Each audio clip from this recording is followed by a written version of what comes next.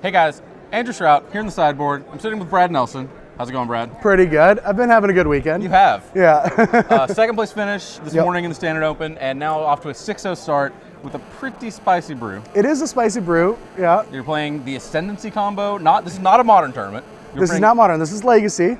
So tell me a little bit about how you arrived at this deck. Well, I was in bed at like 10:30 at night, because I'm an old man, and I was just checking Facebook, and I saw Rich Shea playing this Ascendancy deck. He ported over the Josh Layton deck and took it to a 4-0 finish in Legacy. Well, he had some problems with his deck. For one of them was he had Grafdigger's Cage in his sideboard in his graveyard combo deck. Okay. But I started working on the deck, played very similar to his, and then started evolving it all week. Actually just got hooked to it. It's awesome. Okay.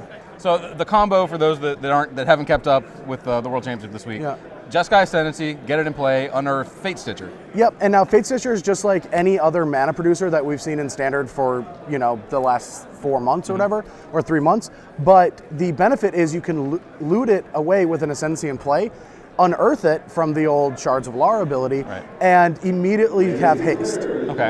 And then, so to go with your combo pieces, you have the biggest boatload of cantrips I think I've ever seen in one deck. I think it has 2 more cantrips than most decks. Okay, fair enough. Yeah, 2 more cantrips. A lot of variety of your cantrips. Oh, they're ones you haven't seen in a while. You have Brainstorms, Thought Scours, Faithless Lootings, and Mental Notes, Treasure Cruise, of course, and Gataxian Probes.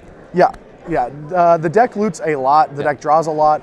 And the reason that I'm playing Thought Scours and Mental Notes over like Ponders is because I want not only does it help fuel my Treasure Cruises and my Fate Stitchers, but it allows me to have this untap game the entire game with all these instants. And one of the great things that, a deck that has Brainstorm and Ponder can't do is end of turn 1, Brainstorm, untap, Thought Scour myself during my upkeep. And in these matchups where you're not going to be casting anything big anyway because you're both trying to just set up your hands and have Force Will back up, this is a great way to just start firing through your deck. Also, double Thought Scour plus Fetch Land is turn 2 Treasure Cruise. Fair enough. Yeah. Another thing that you mentioned right before we sat down, you're not playing Ponder. No Ponders. Just no room needed to play Thought Scour. I think it is too slow in this deck. Okay. The deck is all about velocity, and you have Young Pyromancers for the cantrips there that you want all instant speed ones, so they never know if you have a Spell Pierce or that.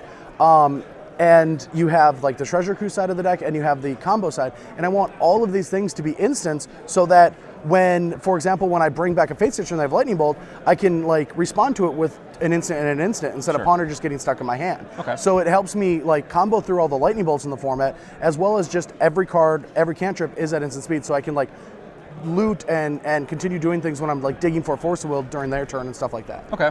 So in addition to all the cantrips, you have some of the more basic interaction spells of the format, Force of Will, Lightning Bolt, Spell Pierce, and then tying it all together, the alternate win condition, maybe the primary win condition, I'm not really sure. Yeah, you have 4 Young Pyromancer. Yeah, the deck can win in 3 ways, or I consider it can win with combat with Young Pyromancer, combo with Jeskai Ascendancy, and card draw with Treasure Cruise. Okay. And the thing about Treasure Cruise is in this deck with so much velocity, you're just going to draw way too many cards than your opponent, like just way too many.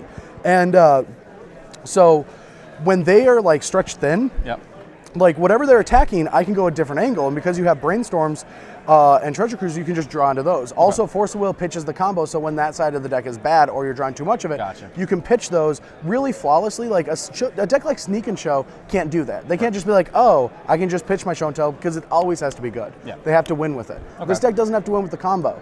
So it's pretty much just a update of BBD's Grand Prix New Jersey winning deck list.